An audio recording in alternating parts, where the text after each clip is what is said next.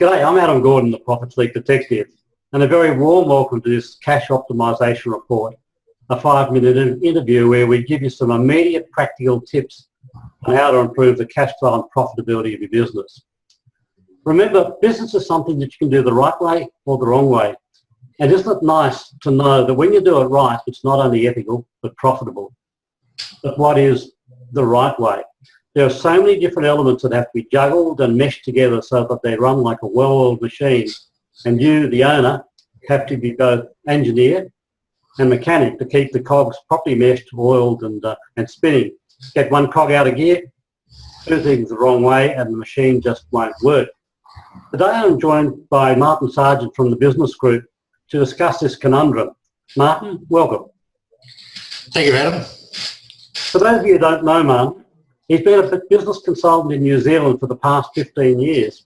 He gets his daily fix of excitement by working alongside business owners to achieve their true potential. And Martin, I've got to say I can understand that. That's why I still do it. Yep. With vast experience at both the corporate level and in the small to medium business environment, Martin and his team have developed their own unique solutions, including planning, marketing, that's both online and social media, and money management to help business owners to achieve their aims. Martin's keen to share these solutions with you today, how to do business the right way. He will touch on 8 critical elements that he sees as critical in doing business the right way. Martin, are you ready? Yeah, go for it. Let's go, time starts. First question, why did you get into business as a business consultant? Well, Adam, back 15 years ago, as you say, seems just like yesterday, really. But my business partner and I, we got into business because the services that were available to particularly small business owners were the things like the traditional accountant, the traditional lawyer, and the bank manager. And there's a lot of things that go on behind business that sort of don't fit into the pigeonholes that they're there for. And we had a couple of business colleagues that, through the pressure of business, their business, unfortunately took their lives. And as a result of that, both my partner and I decided enough was enough, and we developed a product and took it to market, which happened to be the money management product, which we still use today. And it was as a result of that we found that small business owners really have a lot of issues that just don't slot into that traditional place, and that's where we came in. And we feel quite proud of what we've achieved over the last 15 years with these real special people who, particularly to the New Zealand economy, make up a huge amount, the small and medium-sized enterprises. And I guess it's no different anywhere in the world. Oh, it isn't, yes. The big business gets publicity, but most people are employed by small businesses, you know. Yep. Australia, UK, America, same thing. Yeah, yep. Very important. So what do you see as the major hurdle business owners face? I think accepting that they, being in business is more than just buying a job, if you like. Yeah, yeah. And unfortunately, I think a lot of business owners may, without them really knowing, are in that position. And what is really important about it is that if you're going into business, like anything, go in with a plan. Make sure you've actually planned your entry, planned your existence in business, and just as importantly, plan your exit. And the only way you can do that is by really following a recipe. And one of those, the recipe that we use is just what you've touched on, is the right way. And it's making sure that each part of your business you actually are aware of and have a plan for. And I guess that's where we come in. One of the biggest challenges I find, Martin, is particularly people that come in to start a business because they've got a good technical skill, whether as an engineer or an IT bloke or whatever, is to get them to understand they're actually running an IT business and to become a manager and not just an operator. And yes. Yep. They won't get to your systems if they don't take that very crucial step, I think. Exactly. Yeah. Exactly. Had an example, Adam, just a quick example for you. Had a business that 15 months ago were really getting the speed wobbles because they were getting growth, but the two business owners were actually right inside the business operationally. And we got them out of the business and got them into management and got them to governance level, and they've doubled their growth within this 15-month period. And we're talking good dollars. Good dollars, right? We're talking hundreds of thousands of dollars in the doubling. So and that makes a difference, doesn't it? Well, it makes a difference if you can realise you've got to get out of that operational and actually run your business. Yeah. You ever work on your business, not in your business. Exactly. Yeah, the good old cliche. Yeah. Okay, next question then.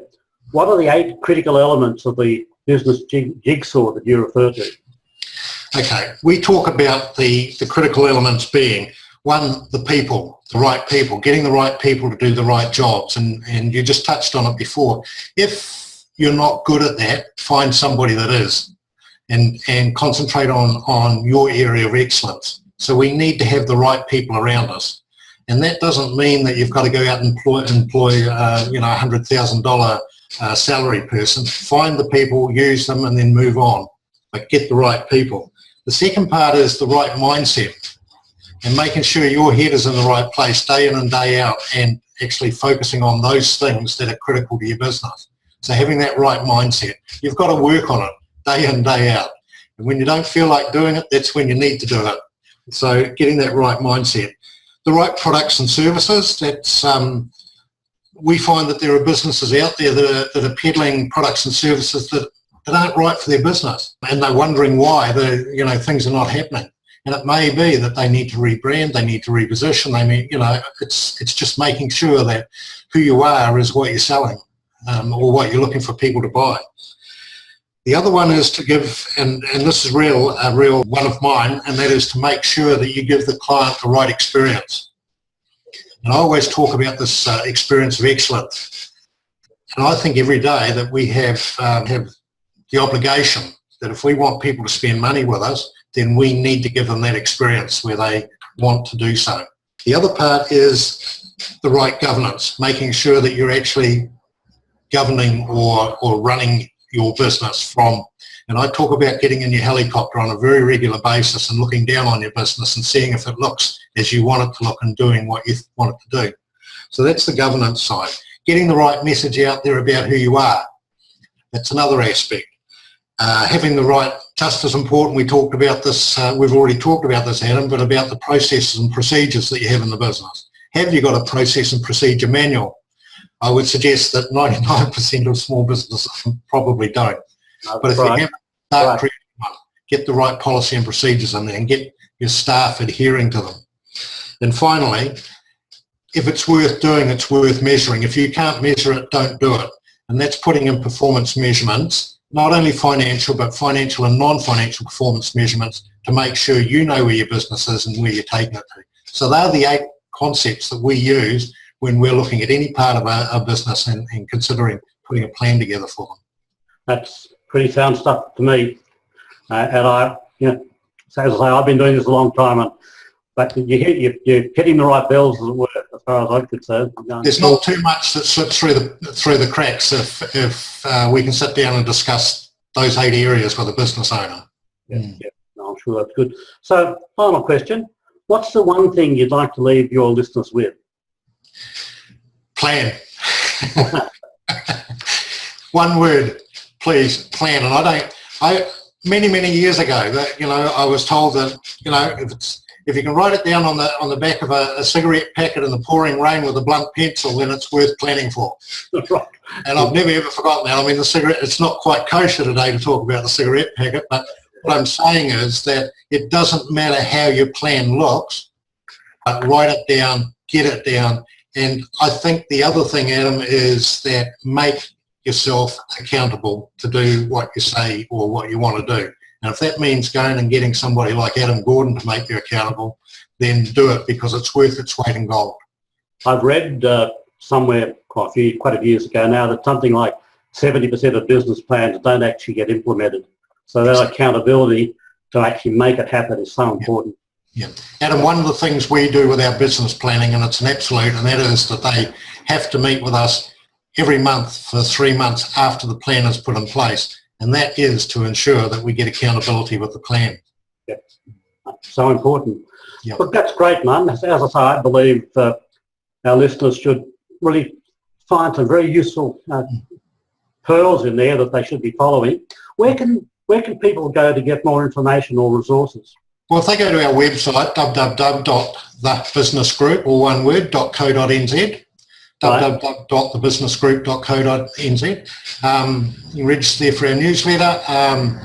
Anybody that wants to drop us an email, there's a contact form on there, but my email address is martin@thebusinessgroup.co.nz, and quite happy to just have a discussion about it. Have a chat. Yeah. It's small business owners need to talk. They need to get out there. They need to network, and man, there's a wealth of information from everybody.